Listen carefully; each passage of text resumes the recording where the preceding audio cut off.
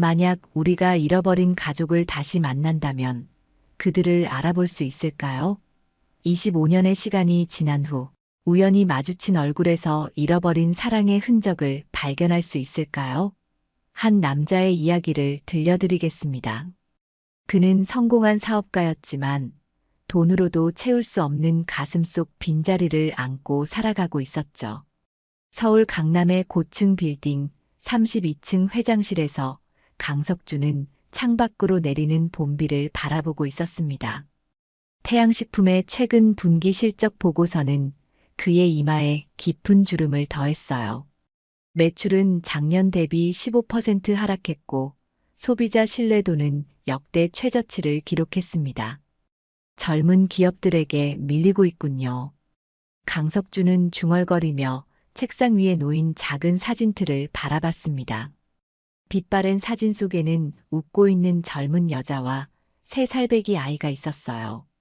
손가락으로 사진을 쓰다듬던 강석주는 문득 현실로 돌아와 서류 더미를 정리했습니다. 강석주는 60이 넘은 나이에도 여전히 카리스마 넘치는 경영자로 업계에서 인정받고 있었어요. 그러나 최근 들어 태양식품은 위기를 맞이하고 있었습니다. 젊은 회사들의 공격적인 마케팅에 밀려 태양식품의 이미지는 점점 낡고 구식으로 변해가고 있었죠. 회장님, 오전 일정 확인해 드리겠습니다. 비서가 노크 후 들어와 말했어요.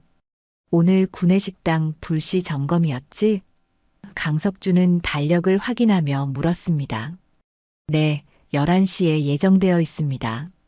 김태영 부사장님이 함께 하실 예정이고요. 강석주는 고개를 끄덕였습니다. 태양식품은 국내 최대 식품 기업이었지만 정작 본사 구내식당에 대한 직원들의 불만이 높아지고 있었어요. 이런 상황은 식품회사 이미지에 치명적일 수 있었죠. 아침 회의를 마친 후 강석주는 잠시 시간이 남아 회사 근처 공원으로 향했습니다. 요즘 그는 종종 혼자 산책을 하며 생각을 정리했어요.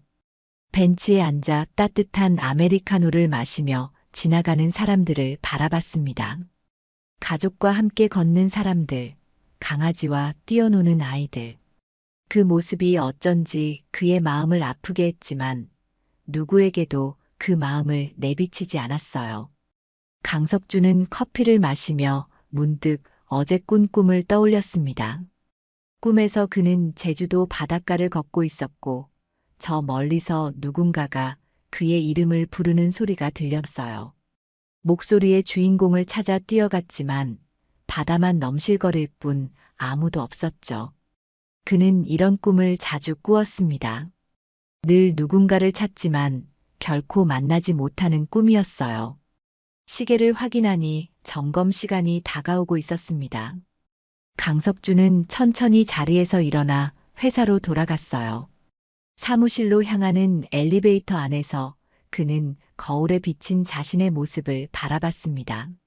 세월의 흔적이 깊게 패인 얼굴, 그러나 여전히 위험 있는 태도와 깔끔한 외모는 그가 이 업계에서 얼마나 중요한 인물인지를 말해주고 있었죠. 회장실로 돌아온 강석주는 오래된 앨범을 꺼내들었습니다. 그의 비서조차 본 적 없는 개인적인 물건이었어요. 그는 조심스럽게 앨범을 펼쳤고 제주도에서 찍은 마지막 가족 사진을 바라봤습니다.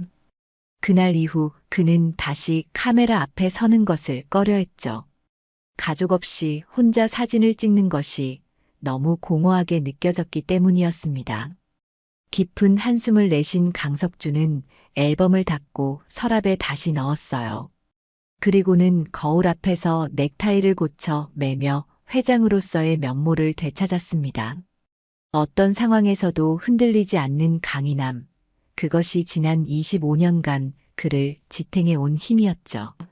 회장님, 김태영 부사장님이 오셨습니다. 비서의 목소리에 강석주는 고개를 끄덕였어요. 들어오라고 해. 김태영은 45세의 든든한 오른팔이었습니다. 강석준이 신뢰하는 몇 안 되는 인물 중 하나였죠. 그는 공손하게 인사하며 회장실로 들어왔어요. 구내식당 점검 준비됐습니까? 강석준이 물었습니다. 네, 모두 준비되었습니다. 주방장에게는 통보하지 않았고요. 실제 운영 상황을 볼 수 있을 겁니다. 강석준은 만족스럽게 고개를 끄덕였어요. 그는 자리에서 일어나 김태영과 함께 회장실을 나섰습니다. 세상에 숨길 것 없는 당당한 걸음걸이였죠. 하지만 누구도 알지 못했습니다. 그가 매일 밤 잠들기 전 속삭이는 이름들을, 그가 25년간 간직해온 상처를, 그가 여전히 놓지 못하는 희망을. 태양식품 본사 지하 구내식당은 점심 식사 준비로 분주했습니다. 강석준과 김태영이 들어서자 직원들은 긴장한 표정으로 허리를 숙였어요. 평소 직원들과 거리를 두던 회장이 갑작스레 불시 점검을 나온 것에 모두가 당황한 기색이었습니다. 위생 상태부터 점검해 봅시다. 강석준은 주방으로 향했고 곧 조리대와 냉장고, 식재료 보관 상태를 꼼꼼히 살폈어요. 청결함이 강석준의 철학 중 하나였습니다. 웬만한 호텔보다 깨끗한 주방 상태에 그는 만족스럽게 고개를 끄덕였죠. 오늘의 메뉴는 무엇입니까? 강석준이 주방장에게 물었습니다. 오늘은 된장찌개와 불고기입니다, 회장님. 주방장 최상철이 공손히 대답했어요.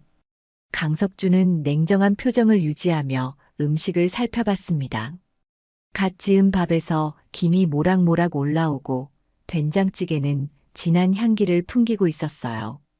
그는 맛을 보기 위해 숟가락을 들었습니다. 확실히 맛이 예전 같지 않군. 강석준이 미간을 찌푸리며 말했어요. 아, 저 된장은 제가 직접 담근 건데요. 주방 구석에서 갑자기 들려온 목소리에 모두가 고개를 돌렸습니다.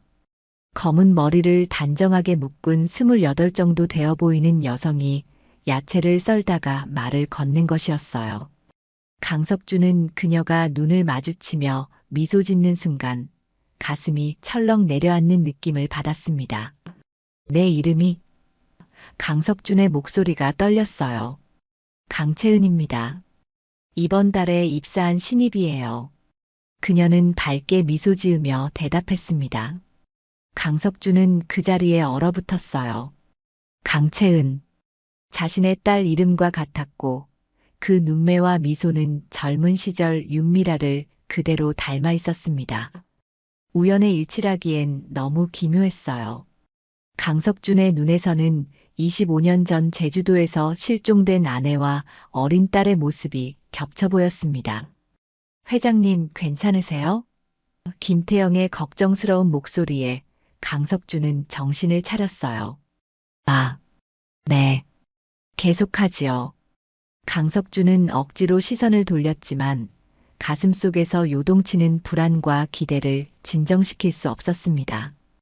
이제 모두에게 숨겨왔던 그의 과거가 머릿속을 스쳐 지나갔어요. 25년 전 강석준은 해외 출장 중이었습니다.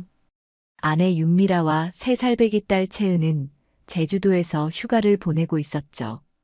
그런데 갑작스러운 폭풍으로 윤미라와 채은이 탄 유람선이 뒤집혔고 두 사람은 실종되었습니다.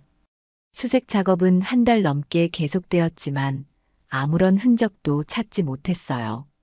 결국 모두가 그들의 죽음을 받아들였지만 강석준만은 그럴 수 없었습니다. 그는 표면적으로는 모든 것을 잊은 듯 사업에 몰두했지만 마음속으로는 단 하루도 그들을 잊은 적이 없었어요. 이 소스는 직접 개발하신 건가요? 강석준은 초조함을 감추기 위해 채은에게 물었습니다. 네, 제가 고향에서 배운 레시피예요. 특별한 간장을 사용해서 그런지 손님들 반응이 좋더라고요. 채은은 자신감 있게 대답했어요. 고향이 어디입니까? 강석준의 심장이 빠르게 뛰었습니다. 목포요. 어부였던 아버지 밑에서 자랐어요. 채은의 대답에 강석준은 약간의 실망감을 느꼈습니다. 하지만 그녀의 얼굴과 목소리는 여전히 그를 혼란스럽게 만들었어요.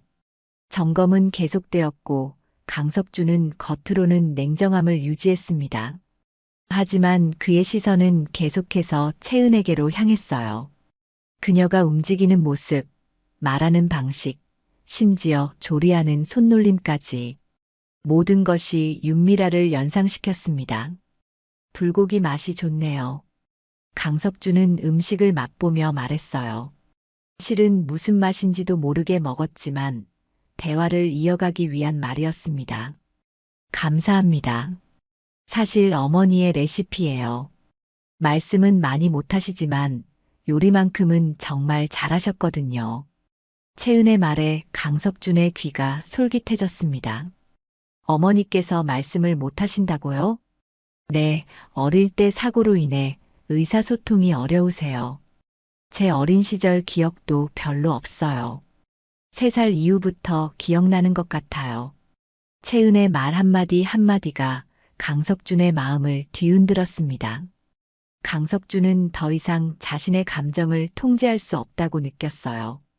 그는 잠시 화장실에 다녀오겠다며 자리를 피했고 화장실 거울 앞에서 차가운 물을 세수했습니다. 거울 속 그의 얼굴은 창백했고 눈빛은 불안정했어요. 진정해, 석준아. 그는 스스로에게 속삭였습니다. 그냥 우연의 일치일 뿐이야. 하지만 마음 한구석에서는 작은 희망의 불씨가 타오르기 시작했어요. 만약 그들이 살아있다면, 만약 채은이 정말 자신의 딸이라면, 강석준은 깊은 숨을 내쉬고 다시 주방으로 향했습니다. 이제 그는 더 많은 것을 알아내야만 했어요. 점검을 마친 강석준은 김태영에게 나머지 업무를 맡기고 주방 직원들과 인사를 나누기 시작했습니다. 평소와 달리 한 명씩 격려의 말을 건네며 악수를 청했어요. 주변 사람들은 회장의 갑작스러운 친절함에 놀랐지만 강석준에게는 계획이 있었습니다. 마지막으로 채은에게 다가갔을 때였어요. 강석준은 떨리는 마음을 진정시키려 애썼습니다. 채은이 손을 내밀자 소매 사이로 반짝이는 금팔찌가 눈에 들어왔어요. 그리고 그 팔찌에 달린 작은 펜던트. 강석준의 시선이 그 펜던트에 못 박혔습니다. 그는 본능적으로 채은의 손목을 붙잡았어요. 놀란 채은이 움찔했지만 강석준은 펜던트를 자세히 들여다보았습니다. 거기엔 작은 글씨로 새겨져 있었어요. 나의 천사 채은이에게 마이너스 1988년 2월 27일. 강석준의 눈에서 눈물이 흘러내렸습니다. 이건 25년 전 채은의 3번째 생일에 그가 선물했던 바로 그 팔찌였어요. 그는 다리에 힘이 빠지는 것을 느꼈습니다. 회장님, 김태영이 급히 다가와 강석준을 부축했어요. 채은은 당황한 표정으로 서 있었습니다. 제가 뭐 잘못했나요? 강석준은 떨리는 목소리로 물었어요. 그 팔찌, 어디서 얻었나요? 이거요? 제가 태어날 때부터 가지고 있던 것 같아요. 엄마가 제 소중한 물건이라고 늘 간직하라고 하셨죠. 채은이 조심스럽게 대답했습니다. 강석준은 심호흡을 하며 감정을 추스렸어요. 채은 씨, 죄송하지만 잠시 제 사무실로 올라와 주시겠어요? 중요한 이야기가 있습니다. 채은은 불안한 표정으로 고개를 끄덕였어요. 두 사람이 회장실로 향하는 동안 주방에 남은 직원들은 의아한 표정으로 서로를 바라보았습니다. 엘리베이터 안에서 두 사람은 침묵을 지켰어요. 강석준은 창밖을 바라보며 마음을 진정시키려 했고 채은은 불안한 표정으로 손가락을 꼼지락거렸습니다. 32층까지 가는 그 짧은 시간이 강석준에겐 영원처럼 느껴졌어요. 회장실에 도착한 채은은 넓은 공간에 놀란 표정을 지었습니다. 강석준은 그녀에게 소파에 앉으라고 권하고 비서에게 차를 가져오라고 지시했어요. 무슨 일이신가요? 제가 실수라도 했나요? 채은이 조심스럽게 물었습니다. 강석준은 책상 서랍에서 오래된 사진첩을 꺼냈어요. 그는 책상을 돌아 채은 옆에 앉았습니다. 채은 씨, 혹시 본인의 과거에 대해 얼마나 알고 계신가요? 강석준이 조심스럽게 물었어요. 채은은 고개를 갸웃했습니다. 글쎄요, 목포에서 자랐고 어부였던 아버지와 의사소통이 어려운 어머니 밑에서 자랐어요. 3살 이전의 기억은 없지만요. 강석준은 깊은 한숨을 내쉬었어요. 채은 씨, 내가 당신에게 무슨 말을 해도 놀라지 않겠다고 약속해 주겠어요? 채은은 점점 더 불안해 보였지만 고개를 끄덕였습니다. 강석준은 천천히 사진첩을 펼쳤어요. 첫 페이지에는 젊은 시절의 강석준과 아름다운 여성의 웨딩 사진이 있었습니다. 이 여자분이 제 아내 윤미라입니다. 25년 전 제주도에서 실종됐죠. 강석준의 목소리가 떨렸어요. 채은은 사진을 유심히 바라봤습니다. 뭔가 낯이 익은 것 같기도 하고. 강석준은 다음 페이지를 넘겼어요. 윤미라가 갓난아기를 안고 있는 사진이었습니다. 이 아이가 우리 딸 강채은이에요. 당신과 이름이 같죠? 채은의 얼굴이 창백해졌습니다. 잠깐만요. 무슨 말씀을 하시려는 건가요? 강석준은 마지막 페이지를 보여주었어요. 제주도 바닷가에서 찍은 가족 사진이었습니다. 3살짜리 채은이 금팔찌를 자랑스럽게 보여주고 있었어요. 바로 채은이 지금 차고 있는 그 팔찌였습니다. 25년 전 내 아내와 딸은 제주도에서 휴가 중이었어요. 나는 해외 출장 중이었고 갑작스러운 폭풍으로 그들이 탄 배가 전복됐어요. 수색 작업은 1달 넘게 진행됐지만 아무런 흔적도 찾지 못했습니다. 강석준의 눈에서 눈물이 흘러내렸어요. 채은은 말없이 사진을 바라봤습니다. 그녀의 손이 미세하게 떨리고 있었어요. 당신이 차고 있는 그 팔찌는 내가 채은의 3번째 생일에 선물한 것입니다. 나만의 특별한 주문 제작이었죠. 강석준이 말을 이었어요. 이건 말도 안 돼요. 저는 목포에서 자랐어요. 박진우 아버지와 함께요. 채은의 목소리가 떨렸습니다. 혹시 목포에 계신 어머니의 이름이 윤미라가 아닌가요?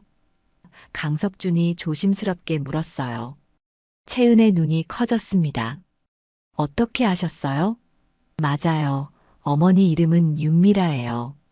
하지만 이건 강석준은 채은의 손을 잡으려 했지만 그녀가 뒤로 물러섰어요. 죄송합니다. 너무 갑작스러운 이야기였죠. 하지만 이 모든 일치는 우연이라고 보기 어렵습니다. 채은은 혼란스러운 표정으로 자리에서 일어났어요. 저는 잠시 생각할 시간이 필요해요. 이게 다 무슨 일인지. 강석준은 고개를 끄덕였습니다. 이해합니다. 하지만 한 가지만 부탁해도 될까요? DNA 검사를 해봤으면 합니다. 그것만이 확실한 답을 줄 수 있을 것 같아요. 채은은 잠시 생각하더니 천천히 고개를 끄덕였어요. 좋아요. 저도 진실이 궁금해요. 강석준은 안도의 한숨을 내쉬었습니다. 25년간 꺼지지 않았던 희망의 불씨가 이제 환하게 타오르기 시작했어요. 다음 날 아침 강석준은 잠을 거의 이루지 못했습니다. 그는 밤새 오래된 가족 앨범을 뒤적이며 과거의 기억 속을 헤엄쳤어요. 윤미라와의 첫 만남, 결혼식, 채은의 탄생. 행복했던 그 시절이 너무나 생생하게 떠올랐습니다. 9시 정각, 그의 휴대폰이 울렸어요. 발신자 표시에는 강채은이라고 떠 있었습니다. 강석준은 떨리는 손으로 전화를 받았어요. 여보세요, 채은 씨.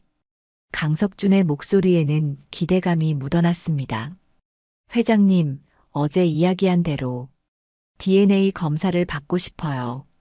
어떻게 진행하면 될까요? 채은의 목소리는 조금 지쳐 있었어요.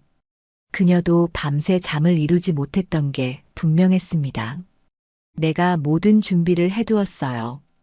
오늘 오전에 시간 괜찮으세요? 강석준이 물었습니다. 네, 괜찮아요. 오늘은 원래 오프였거든요. 채은이 대답했어요. 2시간 후 그들은 강남의 한 종합병원 VIP 룸에서 만났습니다. 채은은 긴장한 모습이었지만 결연한 표정이었어요. 강석준은 그녀에게 미소를 지으며 인사했습니다. 잘 오셨어요. 여기는 내가 항상 이용하는 병원이라 신뢰할 수 있어요. 강석준이 말했습니다. 채은은 고개를 끄덕였어요. 저, 질문이 하나 있어요. 만약 검사 결과가 나온다면 어떻게 될까요? 강석준은 잠시 생각에 잠겼습니다. 그 역시 그 질문에 대한 답을 준비하지 못했어요. 글쎄요. 솔직히 저도 잘 모르겠습니다. 하지만 한 가지 확실한 건 어떤 결과가 나오든 당신의 의사를 최우선으로 존중하겠다는 거예요. 검사는 간단했습니다. 2사람 모두 구강세포를 채취하는 방식으로 진행되었어요. 의사는 결과가 3일 후에 나올 것이라고 설명했습니다. 검사를 마치고 병원 카페에서 만난 2사람은 어색한 침묵 속에 앉아 있었어요. 강석준은 용기를 내어 대화를 시작했습니다. 목포에서의 생활은 어땠나요? 그가 조심스럽게 물었어요. 채은은 커피잔을 만지작거리며 대답했습니다. 평범했어요. 아버지, 아니, 박진호 씨는 성실한 어부였고, 어머니는 말씀은 못하셨지만 항상 따뜻했어요.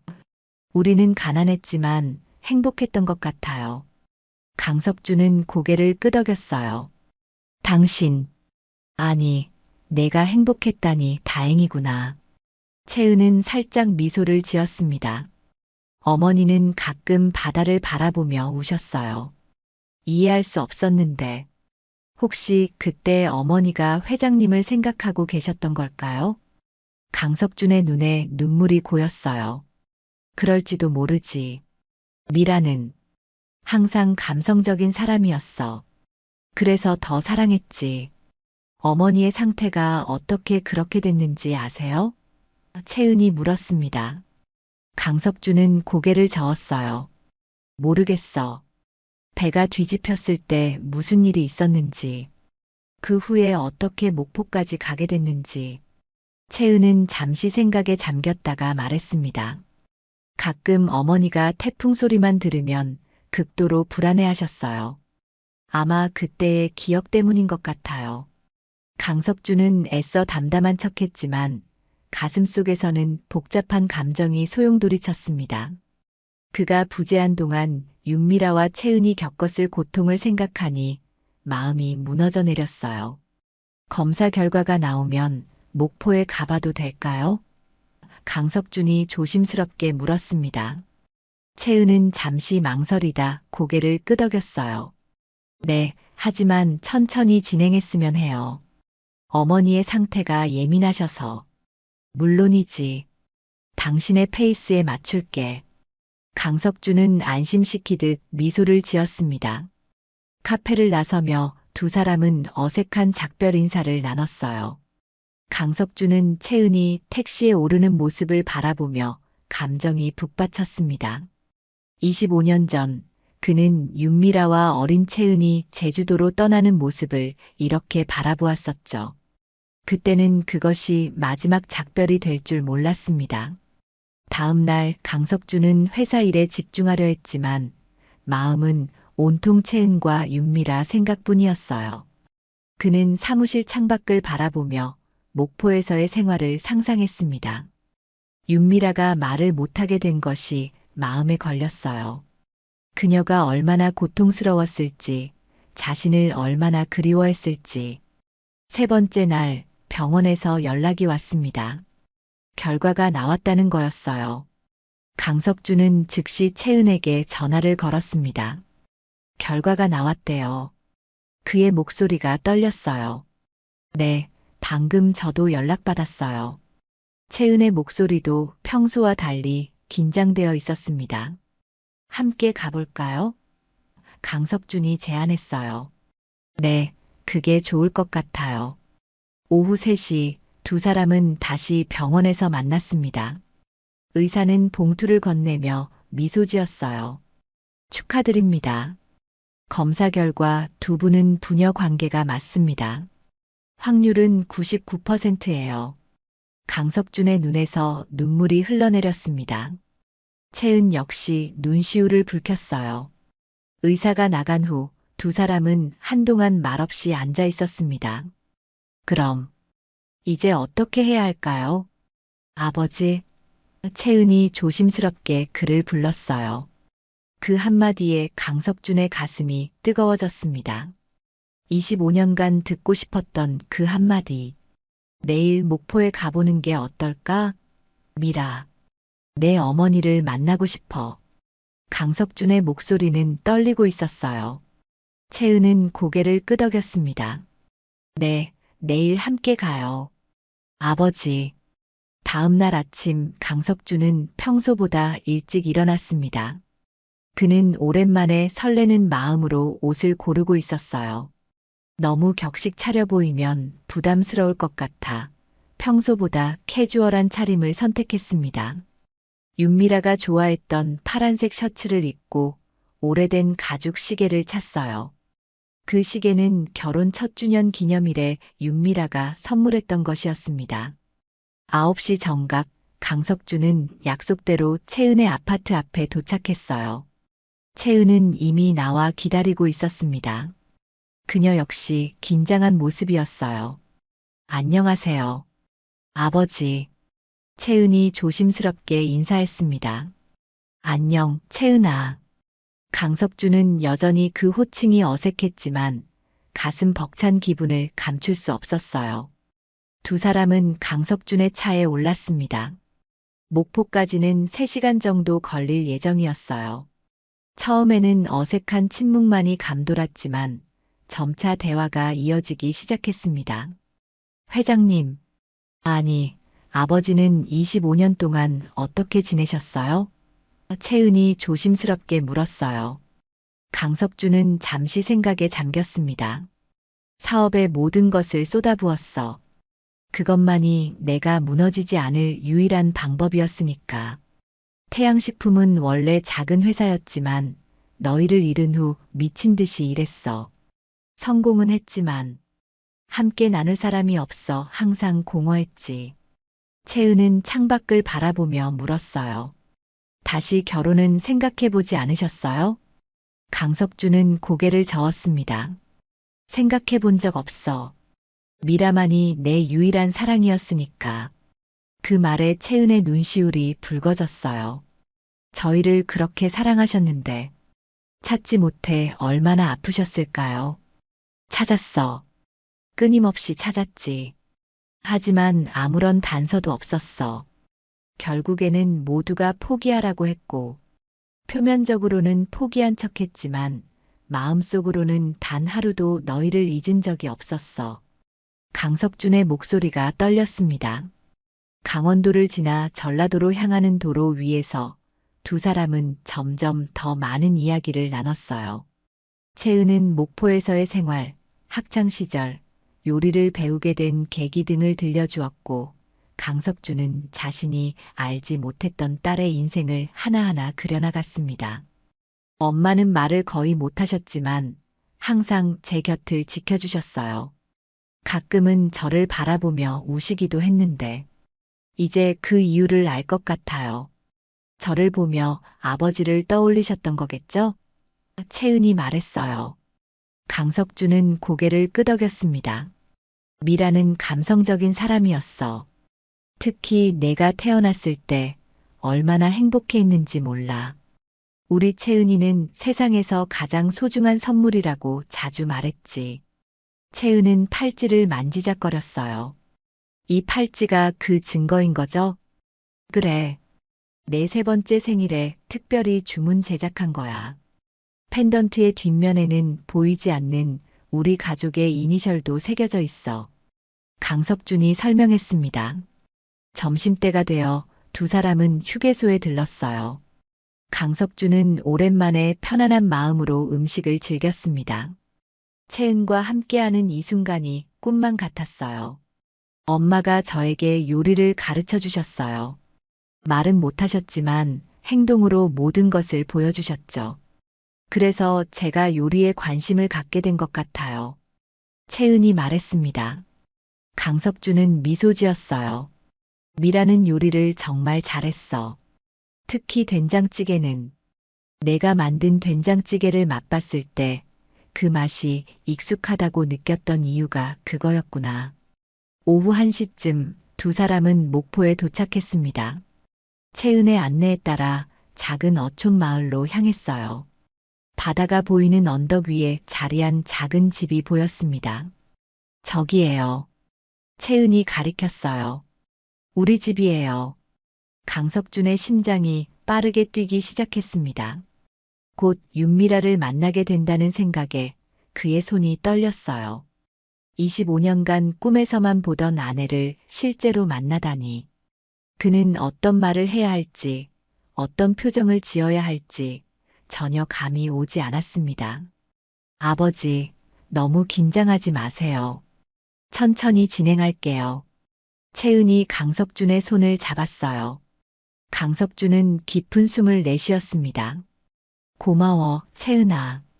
두 사람은 차에서 내려 천천히 집을 향해 걸었어요. 바다 내음이 강하게 풍겨오는 이 작은 마을에서 윤미라와 채은은 25년을 살아왔던 것입니다. 강석준은 발걸음을 옮길 때마다 가슴이 무거워졌어요. 그들을 찾지 못했던 자신을 용서할 수 있을지 걱정되었습니다. 채은이 현관문 앞에 서서 열쇠를 꺼냈어요. 준비되셨나요? 강석준은 고개를 끄덕였습니다. 채은이 문을 열자 낯익은 냄새가 그를 맞이했어요. 윤미라가 항상 좋아했던 라벤더 향이었습니다. 어머니 오셨어요. 제가 말씀드렸던 손님과 함께요. 채은이 현관에서 신발을 벗으며 불렀습니다. 거실에서 작은 소리가 들려왔어요. 강석준의 심장은 더 빠르게 뛰기 시작했습니다. 손바닥에 땀이 맺혔고 숨이 가빠졌어요. 그는 채은의 뒤를 따라 천천히 거실로 향했습니다. 그리고 마침내 25년 만에 다시 본 윤미라의 모습. 작은 창가에 앉아 뜨개질을 하고 있던 윤미라는 고개를 들어 방문객들을 바라보았어요. 세월의 흐름은 그녀의 얼굴에 자국을 남겼지만 그 눈빛만큼은 강석준이 기억하는 그대로였습니다.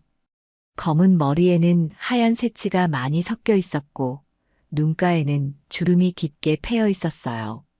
하지만 그녀는 여전히 아름다웠습니다.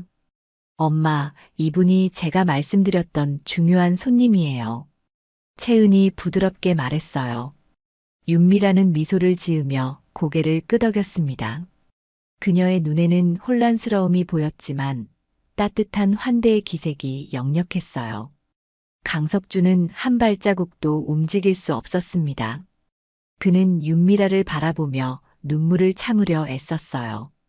25년간 그리워했던 아내가 바로 눈앞에 있었습니다. 그는 윤미라에게 달려가 안고 싶었지만 그녀의 상태를 생각해 천천히 다가갔어요. 안녕하세요, 미라 씨. 강석준의 목소리가 떨렸습니다. 윤미라는 고개를 갸웃하며 그를 바라보았어요. 그녀의 눈에는 무언가를 기억해내려는 듯한 표정이 스쳤습니다. 하지만 곧 혼란스러운 표정으로 바뀌었어요. 엄마는 말씀을 거의 못하세요. 하지만 이해는 하세요. 채은이 설명했습니다. 강석준은 고개를 끄덕이고 윤미라 앞에 무릎을 꿇었어요.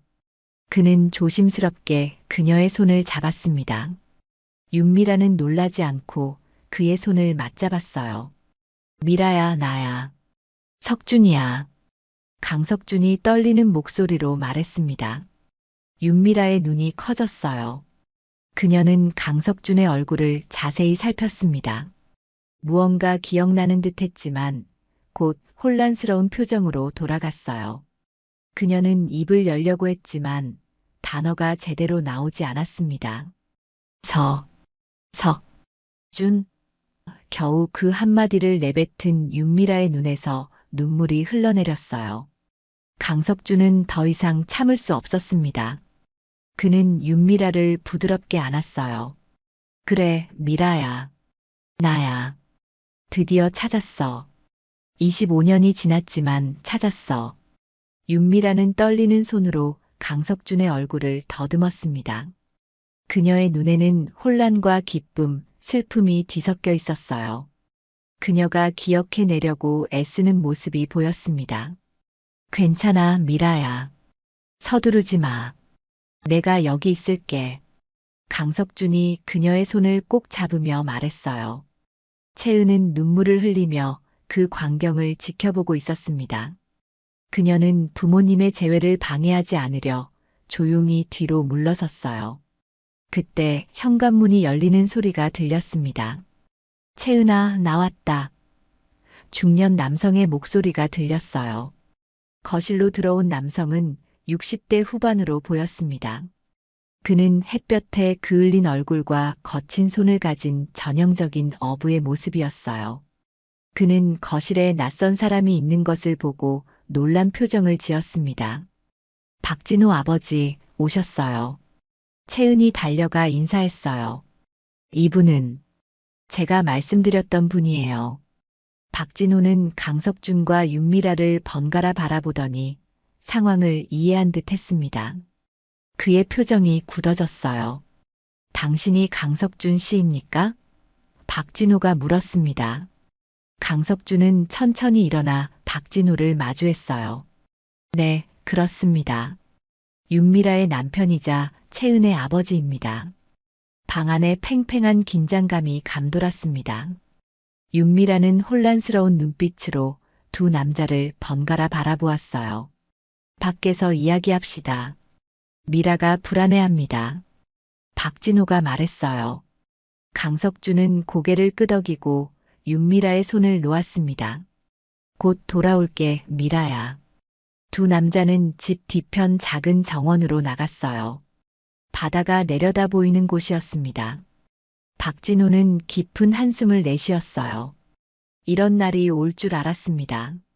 언젠가는 박진호가 말했습니다. 강석준은 고개를 끄덕였어요. 먼저 감사드리고 싶습니다. 제가 없는 동안 미라와 채은을 돌봐주셔서. 박진호는 바다를 바라보며 말했습니다.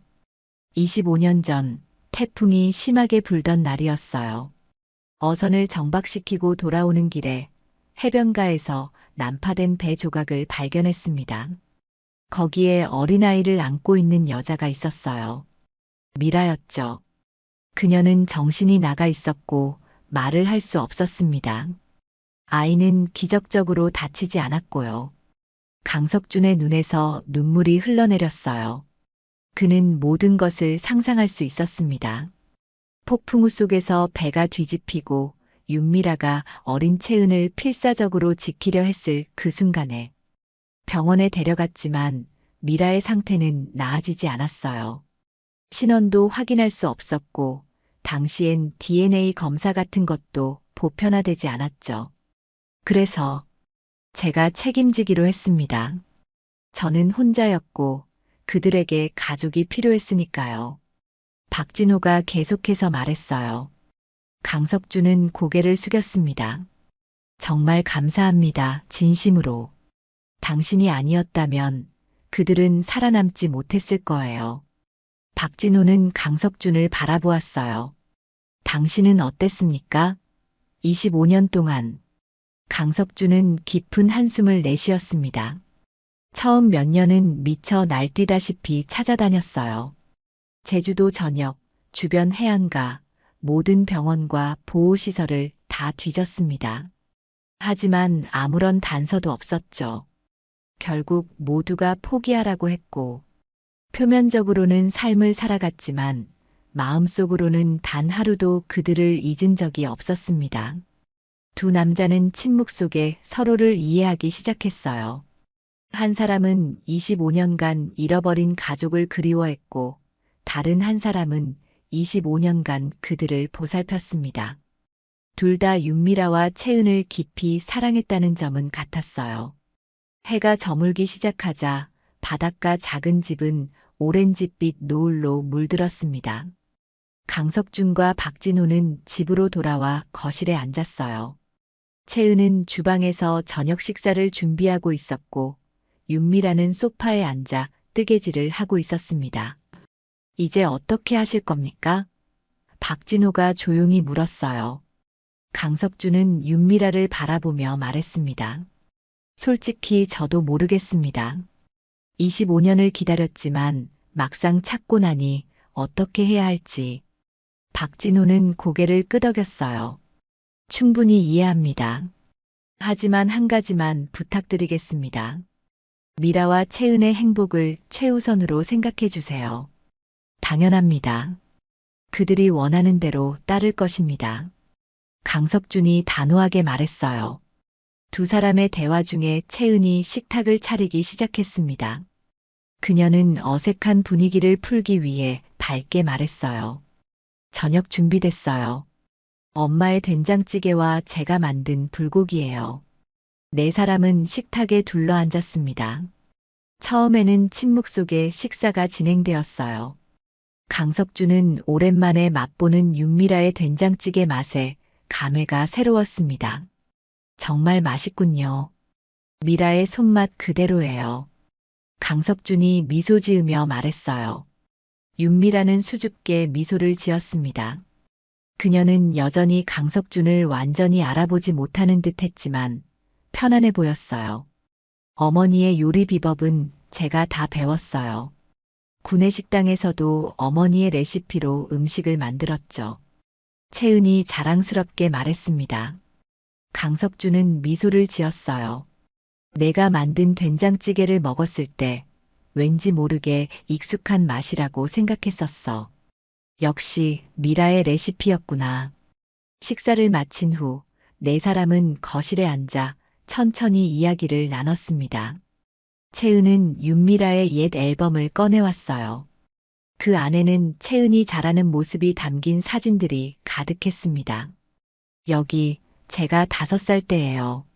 첫 번째 유치원 소풍이었죠.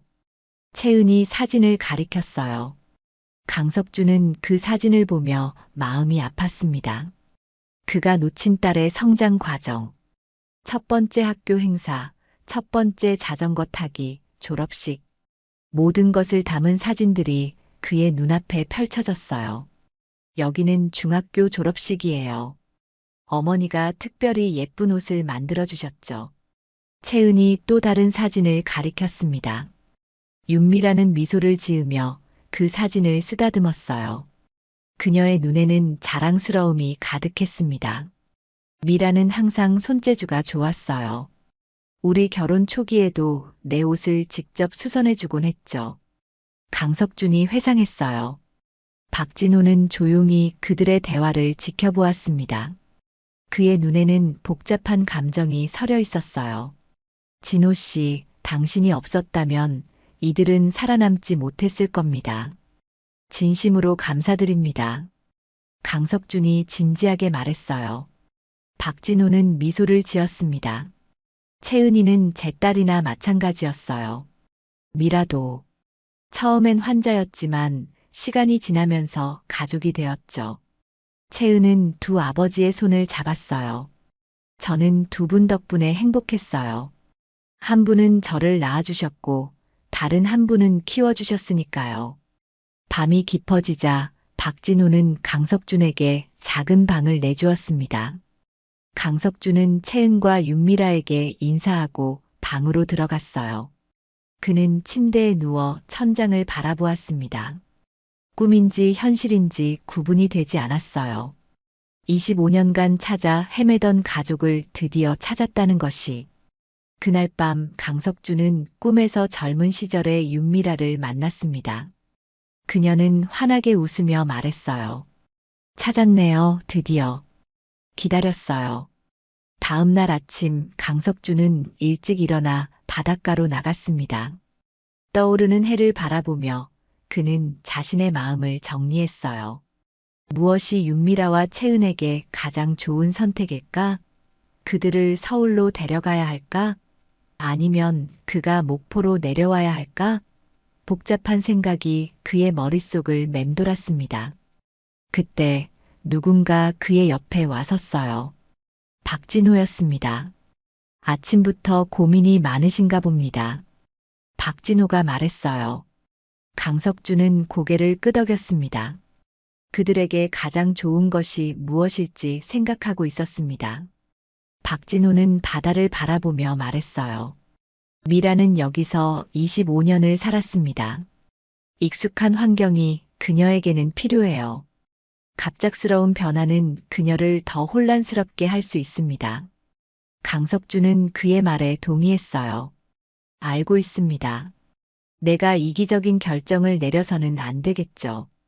두 남자는 침묵 속에 바다를 바라보았습니다. 그리고 강석준은 마침내 결심을 굳혔어요. 아침 식사 시간, 네 사람은 다시 식탁에 둘러앉았습니다. 강석준은 모두에게 할 말이 있다고 했어요. 어젯밤 많은 생각을 했습니다. 강석준이 입을 열었어요. 25년간 꿈에서도 그리던 가족을 찾았지만 이제 가장 중요한 것은 미라와 채은의 행복이라고 생각합니다. 채은과 박진호는 조용히 그의 말을 들었습니다. 윤미라는 여전히 혼란스러운 듯 했지만 강석준의 목소리에 귀를 기울이고 있었어요. 진호 씨, 당신은 내가 할 수 없었던 일을 해주셨습니다. 미라와 채은을 사랑으로 돌봐주셨고 가족이 되어주셨죠. 그 은혜는 평생 갚아도 부족할 겁니다. 강석준이 진심을 담아 말했어요. 박진호는 고개를 끄덕였습니다. 그의 눈에는 감사의 빛이 어렸어요. 미라는 여기서 편안해 보입니다. 익숙한 환경과 사람들 속에서요. 내가 갑자기 그녀를 서울로 데려간다면 그건 그녀에게 또 다른 고통일 수 있습니다. 강석준이 계속해서 말했어요. 그래서 저는 결정했습니다. 미라와 채은의 현재 생활을 존중하겠습니다. 진호 씨, 당신은 여전히 미라의 보호자이자 채은의 아버지로 남아주세요. 하지만 허락해 주신다면 저도 그들의 삶에 천천히 들어가고 싶습니다. 박진호의 표정이 밝아졌어요. 감사합니다, 강 회장님. 정말 현명한 결정이라고 생각합니다. 채은은 눈물을 글썽이며 강석준을 바라봤습니다. 아버지. 강석준은 미소를 지었어요. 물론 미라의 치료를 위해 최선을 다하겠습니다. 서울의 최고 의사들을 목포로 모셔오겠어요. 혹시 미라의 상태가 나아질 가능성이 있다면 모든 지원을 아끼지 않겠습니다. 윤미라는 강석준을 바라보며 미소를 지었어요. 그녀의 눈에는 어떤 인식이 깃든 것 같았습니다. 그녀는 천천히 손을 뻗어 강석준의 손을 잡았어요. 석준. 윤미라가 힘겹게 말했습니다. 강석준의 눈에 눈물이 고였어요. 그래, 미라야. 내가 여기 있어. 채은이도 어떻게 할지 생각해 봤습니다. 강석준이 말을 이었어요. 채은아, 내가 원한다면 태양식품에서 일을 계속해도 좋아. 하지만 구내식당 직원이 아닌 식품 개발팀으로 옮기는 게 어떨까? 내 요리 실력과 창의력을 더 활용할 수 있을 거야. 채은의 눈이 빛났어요. 정말요? 그게 제 꿈이었어요. 새로운 레시피를 개발하고 싶었거든요. 그리고 주말마다 목포로 내려올 수 있도록 회사 일정을 조정해 줄게.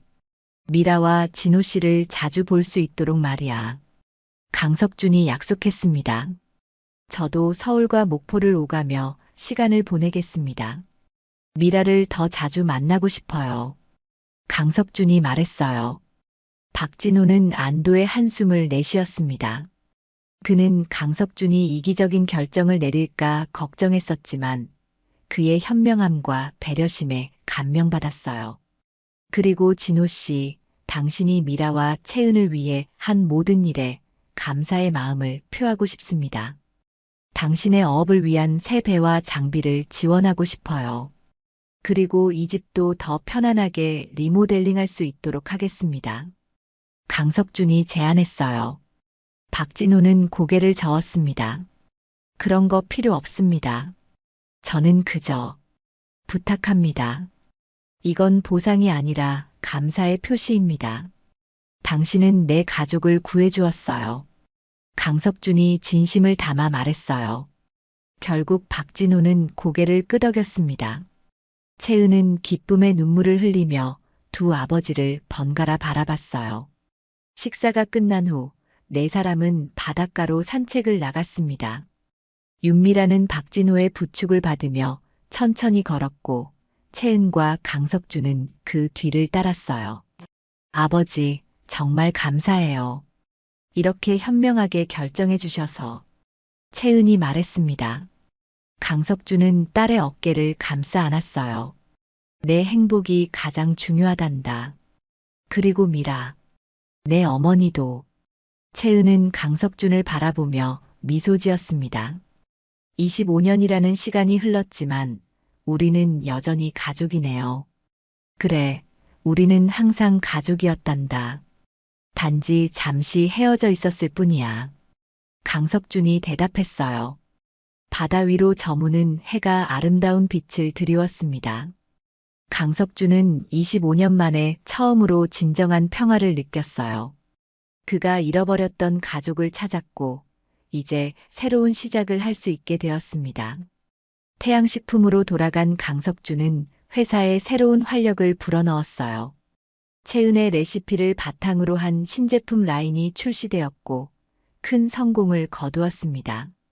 어머니의 손맛이라는 브랜드로 출시된 된장찌개와 불고기 소스는 소비자들에게 큰 사랑을 받았어요. 매주 금요일이면 강석준은 회사 일을 일찍 마치고 목포로 향했습니다. 그는 윤미라와 함께 시간을 보내며 옛 추억을 이야기했어요. 비록 윤미라는 많은 것을 기억하지 못했지만 강석준의 이야기를 들으며 조금씩 과거를 떠올리는 것 같았습니다. 채은 역시 주말마다 목포로 내려왔어요. 두 아버지와 어머니가 함께하는 시간은 그녀에게 가장 행복한 순간이었습니다. 그들은 비록 전통적인 가족의 형태는 아니었지만 서로를 깊이 사랑하고 존중하는 특별한 가족이 되었어요. 어느 날 윤미라는 강석준에게 오래된 상자 하나를 건넸습니다. 그 안에는 그녀가 25년간 간직해온 작은 물건들이 들어있었어요. 바다에서 건져진 결혼 반지, 물에 젖어 훼손된 사진 한 장, 그리고 작은 종이 쪽지.